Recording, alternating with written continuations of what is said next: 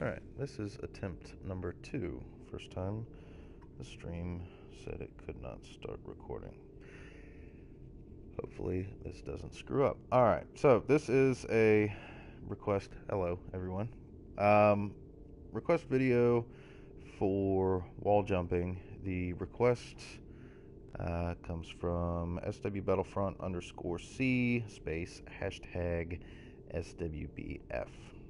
Star Wars Battlefront fan, obviously. So, the request verbatim is, can you make a video showing how to wall jump, e.g. the Mario games? Last Mario game I remember doing any wall jumping was Super Mario 64, so that's what I had in my mind to work with. I've tried to make my Doom guy jump at a wall, and I used the launch pad to make him launch to another wall, but it didn't work. Can you show how to do this? So here's what I came up with. Obviously, there's some pretty big distinctions between Doom and Mario, but here's what I had to work with, or what I did with what I had to work with. Alright, let me just show you here. A lot of this is just for aesthetics. I'd probably want to make this a little bit larger, but here it is.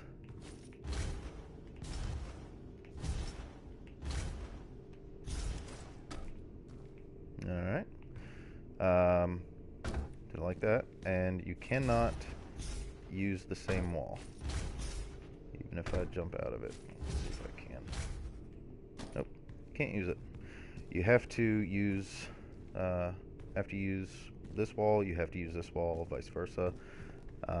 But you can start on either one. Like so. So, again, probably want that to be much taller, or whatever you want to do. But here's how I did it.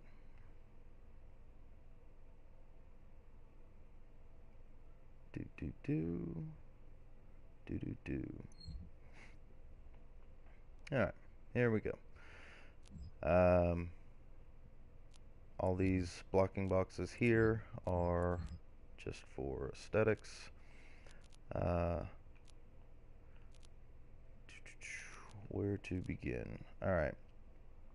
Let me start with this. I added this last because you can only use the opposite wall once you've used a wall. I needed a way to reset it so you could use either one if you've fallen. That's what this does. Alright, all this does is come over and enables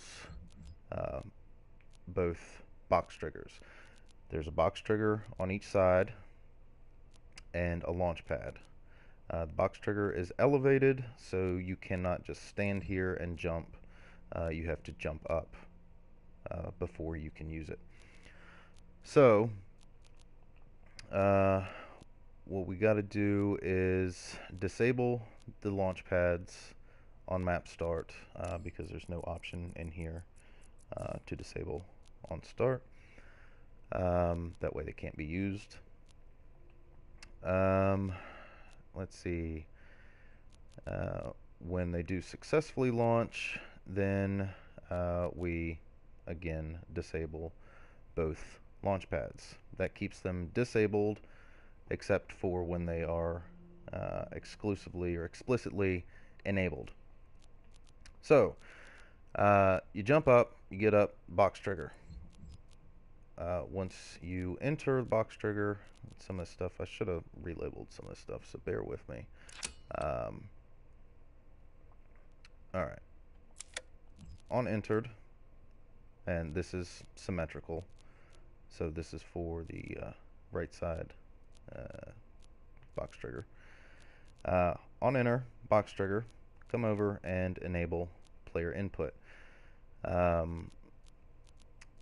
This player input, we have on pressed output for jump. On pressed, we are enabling the launch pad, and we are disabling that box trigger. We are also then enabling the other box trigger. If I can, yeah, whatever. So whenever you enter, you have 1.5 seconds because it also disables. This is optional, of course. You have 1.5 seconds after entering the box trigger to hit jump to enable the launch pad, which will launch you straight up. You could put a launch pad destination up here, over here, whatever, if you wanted to, but the most effective way would be to put a bunch of destinations here if you want it to automatically go over to the opposite wall, but that's just a lot of garbage. So if you just launch straight up, speed 600, this is 272 in between each wall, just what I did here, and use speed of 600. Any less than that and you don't really get any height. That's all configurable depending on what you want to do. So where was I? Oh Jesus. Okay.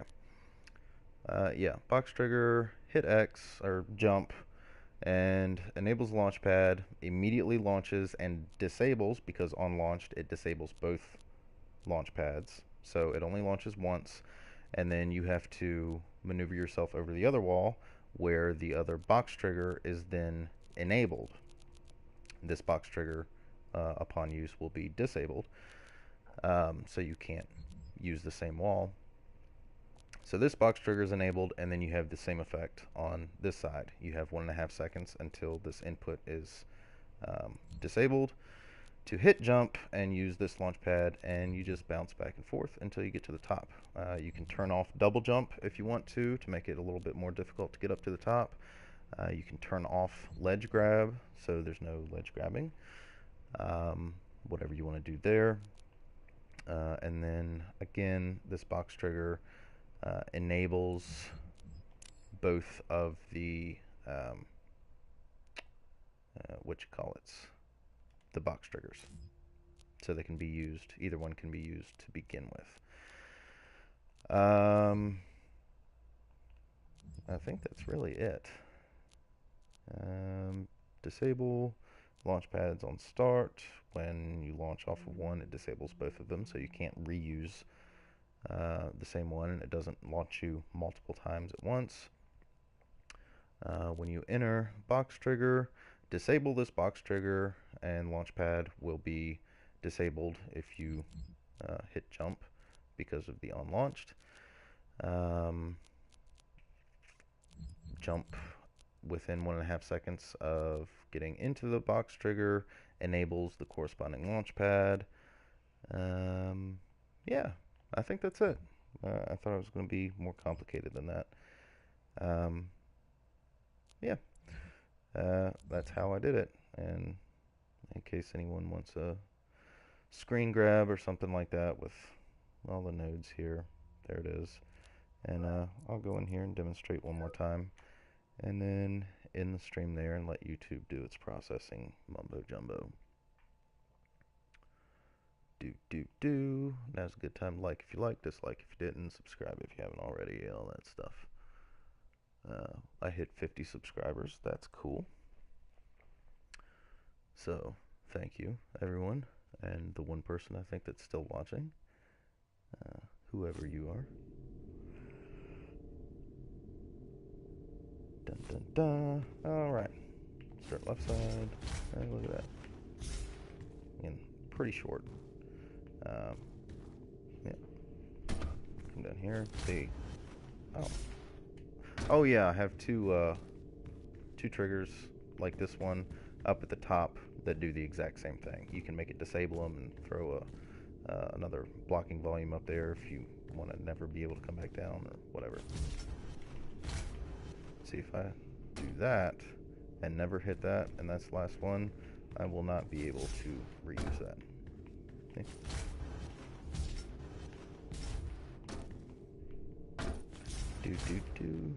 Whoops.